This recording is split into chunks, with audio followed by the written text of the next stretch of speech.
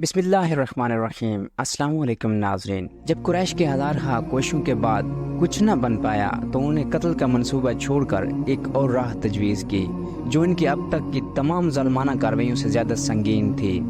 इस तजवीज़ के मुताबिक मुशरिकीन वादी मुअस्सिब में खैफ बनी कनाना के अंदर जमा हुए और आपस में बनी हाशिम और बनी मुतलिब के खिलाफ ये अहद व पैमा किया कि ना उनसे शादी ब्याह करेंगे, ना खरीदो फरोख्त करेंगे, ना उनके साथ उठेंगे बैठेंगे, ना उनसे मेल जोल रखेंगे, ना उनके घरों में जाएंगे, ना उनसे बातचीत करेंगे जब तक कि वो रसूलुल्लाह सल्लल्लाहु अलैहि वसल्लम को कत्ल करने के लिए उनके हवाले ना कर दें।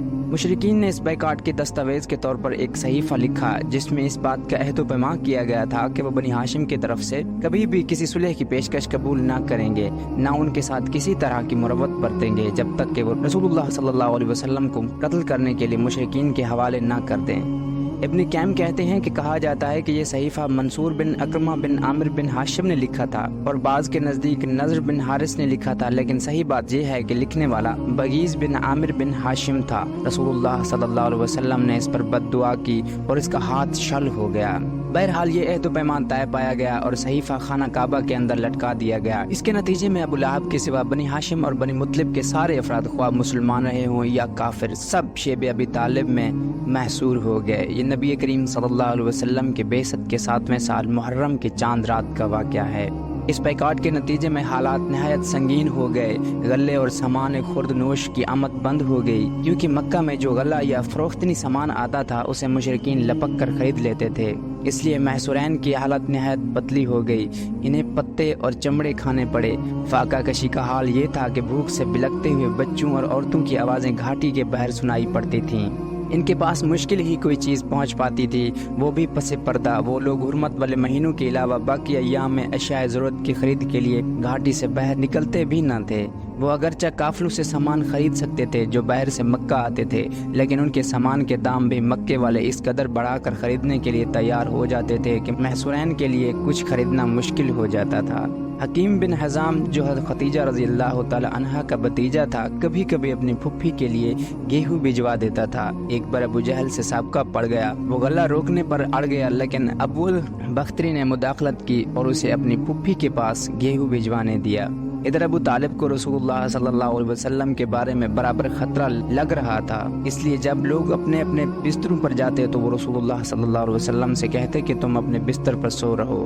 मकसद ये होता कि अगर कोई शख्स आपको कत्ल की नियत रखता हो तो देख ले कि आप कहाँ सो रहे हैं। फिर जब लोग सो जाते तो अबू तालिब आपकी जगह बदल देते थे, यानी अपने बेटों, भाइयों या भतीजों में से किसी को रसूलुल्लाह सल्लल्लाहु अलैहि वसल्लम के बिस्तर पर सुला देते थे और रसूलुल्लाह सल्लल्लाहु अलैहि वसल्लम से कहते कि तुम उसके बिस्तर पर चले जाओ। इस महसूरी के बावजूद रसूलुल्लाह सल्लल्लाहु अलैहि वसल्लम और दूसरे मुसलमान हज के अयाम में बाहर निकलते थे और हज के लिए आने वालों से मिलकर उन्हें इस्लाम की दावत देते थे। इस मौके पर अबू लहब की जो हरकत हुआ करती थी उसका जिक्र हम पहले कर चुके हैं। इन हालात पर पूरे 3 साल गुजर गए। इसके बाद मुहर्रम 10 नबी में सहीफा चाक किए जाने और इस जालमाना अहद व पैमान को ख़त्म किए जाने का वाक़या पेश आया। इसकी वजह यह थी कि शुरू ही से कुरैश के कुछ लोग अगर इस अहद व पैमान से राज़ी थे तो कुछ नाराज़ भी थे और इन्हीं नाराज़ लोगों ने इस सहीफे को चाक करने की तगोदो की। इसका असल मुहर्रिक कबीला बिन आमिर बिन लुई का हशाम बिन उमर नामी एक शख्स था। ये रात के तरीके में चुपके चुपके शेब अबी तालिब के अंदर गला भेजकर बनु हाशिम की मदद भी किया करता था। ये ज़ुहैर बिन अबी उमैया मखजूमी के पास पहुंचा। ज़ुहैर की माँ आतका अब्दुल मुत्तलिब की साहबजादी यानी अबू तालिब की बहन थी और इससे कहा, ज़ुहैर क्या तुम्हें ये गवारा है कि तुम तो मज़े से खाओ पियो और तुम्हारे मामू का वो हाल है जिसे तुम जानते हो। ज़ुहैर ने कहा, अफसोस मैं तनहा क्या कर सकता हूँ। हाँ, अगर मेरे साथ कोई और आदमी होता तो मैं सहीफे को फाड़ने के लिए यकीनन उठ पड़ता। उसने कहा, अच्छा तो एक आदमी और मौजूद है। पूछा, कौन है? कहा, मैं हूँ। ज़ुहैर ने कहा, अच्छा तो आप तीसरा आदमी तलाश करो। इस पर हशाम मुतइम बिन अदी के पास गया और बनु हाशिम और बनु मुतलिब से जो कि अब्द मनाफ के औलाद थे मुतइम के करीबी नस्बी ताल्लुक का जिक्र करके इसे मलामत की। उसने जुल्म पर कुरैश की हमनवाई क्यों करके?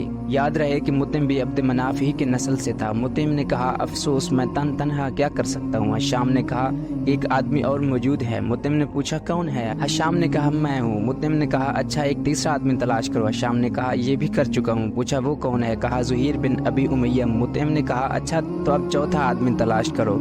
इस पर हशाम बिन उमरो अबुल-बख्तरी बिन हशाम के पास गया और उससे भी इसी तरह की गुफ्तगू की जैसे मुतिम से की थी। उसने कहा, भला कोई इसकी तायद भी करने वाला है? हशाम ने कहा, हाँ। पूछा, कौन है? कहा, ज़ुहैर बिन अबी उमय्या, मुतइम बिन अदी और मैं। उसने कहा, अच्छा, तो अब 5वां आदमी ढूंढो। उसके लिए हशाम ज़मआ बिन असवद बिन मुतलिब बिन असद के पास गया और उससे गुफ्तगू करते हुए बनु हशाम की कराबत और उनके हकूक़ याद दिलाए। उसने कहा, भला जिसके लिए मुझे बुला रहे हो उससे कोई और भी मुतफिक है? हशाम ने असबात में जवाब दिया और सबके नाम बतलाए। इसके बाद लोगों ने हजून के पास जमा होकर आपस में ये अहद व पैमा किया कि सहीफ़ा चाक करना है। ज़ुहैर ने कहा, मैं इब्तदा करूंगा, यानी सबसे पहले मैं ही ज़ुबान खोलूंगा। सुबह हुई तो सब लोग हस्ब मामूल अपने अपने महफिलों में पहुंचे। ज़ुहैर भी एक जोड़ा ज़ेब तन किए हुए पहुंचा। पहले बैतुल्ला के साथ चक्कर लगाए, फिर लोगों से मुखातिब होकर बोला, मक्के वालों, क्या हम खाना खाएं, कपड़े पहने और बनु हाशिम तबाह बर्बाद हों? ना उनके हाथ कुछ बेचा जाए, ना उनसे कुछ खरीदा जाए। खुदा की कसम, मैं बैठ नहीं सकता यहाँ तक कि इस जालमाना और कराबत शिकन सहीफे को चाक कर दिया जाए। अबू जहल जो मस्जिद हराम के एक गोशे में मौजूद था बोला, तुम गलत कहते हो, खुदा की कसम उसे फाड़ा नहीं जा सकता। इस पर ज़मआ बिन असद ने कहा, बाखुदा तुम ज़्यादा गलत कहते हो। जब ये सहीफ़ा लिखा गया था तब भी हम इससे राज़ी ना थे। इस पर अबुल-बख्तरी ने गिरह लगाई, ज़मा ठीक कह रहा है, इसमें जो कुछ लिखा है इससे ना हम राज़ी हैं ना इसे मानने को तैयार हैं। इसके बाद मुतिम बिन अदी ने कहा, तुम दोनों ठीक कहते हो और जो इसके खिलाफ़ कहता है गलत कहता है। हम इस सहीफ़े से और इसमें जो कुछ लिखा हुआ है इससे अल्लाह के हुजूर बरात का इजहार करते हैं। फिर हशाम बिन उमर ने भी इस तरह की बात कही। ये माजरा देखकर अबू जहल ने कहा, ये बात रात में तय की गई और इसका मशवरा यहाँ के बजाय कहीं और किया गया। इस दौरान अबू तालिब भी हरम पाक के एक गोशे में मौजूद थे। उनके आने की वजह ये थी कि अल्लाह ताला ने रसूलुल्लाह सल्लल्लाहु अलैहि वसल्लम को इस सहीफे के बारे में ये खबर दी थी कि इस पर अल्लाह ताला ने कीड़े भेज दिए हैं जिन्होंने जुल्म सितम और कराबत शिकनी की सारी बातें चट कर दी हैं और सिर्फ अल्लाह का जिक्र बाकी छोड़ा है। फिर नबी करीम सल्लल्लाहु अलैहि वसल्लम ने अपने चचा को ये बात बताई तो वो कुरैश से ये कहने आए थे कि इनके भतीजे ने उन्हें ये खबर दी है। अगर वो झूठा साबित हुआ तो हम तुम्हारे और उसके दरमियान से हट जाएंगे और तुम्हारा जो जी चाहे करना, लेकिन अगर वो सच्चा साबित हुआ तो तुम्हें हमारे बैकाट और जुल्म से बाज आना होगा। जब कुरैश को ये बताया गया तो उन्होंने कहा, आप इंसाफ की बात कह रहे हैं। इधर अबू जहल और बाकी लोगों की नोक जोक खत्म हुई तो मुतइम बिन अदी सहीफा चाक करने के लिए उठा। क्या देखता है कि वाकई कीड़ों ने इसका सफाया कर दिया है, सिर्फ बिस्मिल्लाहुम्मा बाकी रह गया है और जहाँ जहाँ अल्लाह का नाम था वो बचा है या कीड़ों ने उसे नहीं खाया था। इसके बाद सहीफा चाक हो गया। रसूलुल्लाह सल्लल्लाहु अलैहि वसल्लम और बकिया तमाम हज़रात शेब अबी तालिब से निकल आए और मुशरिकीन ने आपकी नबूवत की एक अजीम शान निशानी देखी, लेकिन उनका रवैया वही रहा जिसका जिक्र इस आयत में है। अगर वो कोई निशानी देखें तो रुख फेर लेते हैं और कहते हैं ये तो चलता फिरता जादू है। चुनांचे मुशरिकीन ने इस निशानी से भी रुख फेर लिया और अपने कुफ्र की राह में चंद कदम और आगे बढ़ गए।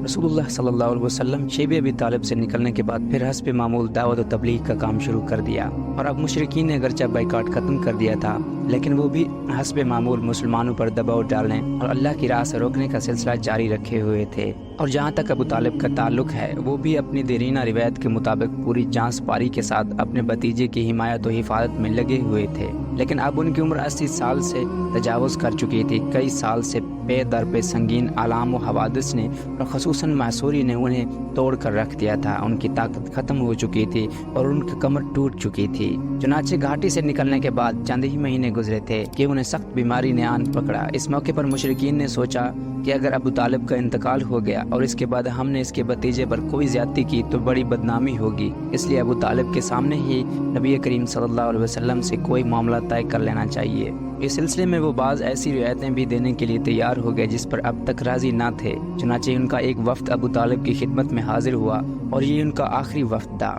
इब्ने इसहाक वगैरह का बयान है कि जब अबू तालिब बीमार पड़ गए और कुरैश को मालूम हुआ कि उनकी हालत गयूर होती जा रही है तो उन्होंने आपस में कहा कि देखो, हमजा और उमर मुसलमान हो चुके हैं और मोहम्मद का दीन कुरैश के हर कबीले में फैल चुका है, इसलिए चलो अबू तालिब के पास चलें कि वो अपने भतीजे को किसी बात का पाबंद करें और हमसे भी उनके मुतालिक अहद लें, क्योंकि वल्लाह हमें अंदेशा है कि लोग इसकी वफात के बाद हमारे काबू में ना रहेंगे। एक रिवायत ये है कि हमें अंदेशा है कि ये बुढ़ा मर गया और मोहम्मद के साथ कोई गड़बड़ हो गई तो अरब हमें ताने देंगे, कहेंगे कि उन्हें मोहम्मद को छोड़े रखा, इसके खिलाफ कुछ करने की हिम्मत ना की, लेकिन जब इसका चचा मर गया तो उस पर चढ़ दौड़े। बहरहाल कुरैश का ये वफ्द अबू तालिब के पास पहुंचा और उनसे गुफ्त शनीद की। वफ्द के अरकान कुरैश के मुअज़्ज़ज़ तरीन अफराद थे, यानी उतबा बिन रबिया, शेबा बिन रबिया, अबू जहल बिन हिशाम, उमैया बिन खलफ, अबू सुफियान बिन हर्ब और दीगर अशराफ कुरैश, जिनकी कुल तादाद 25 थी।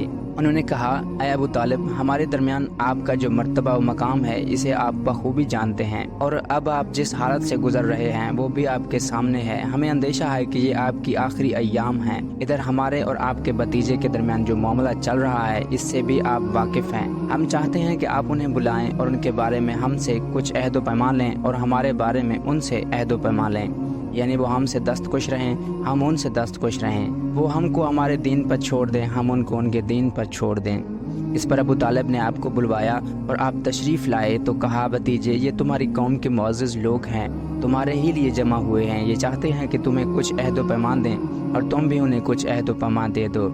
इसके बाद अबू तालिब ने उनकी ये पेशकश जिक्र की कि कोई भी फरीक दूसरे से तारुज़ ना करे।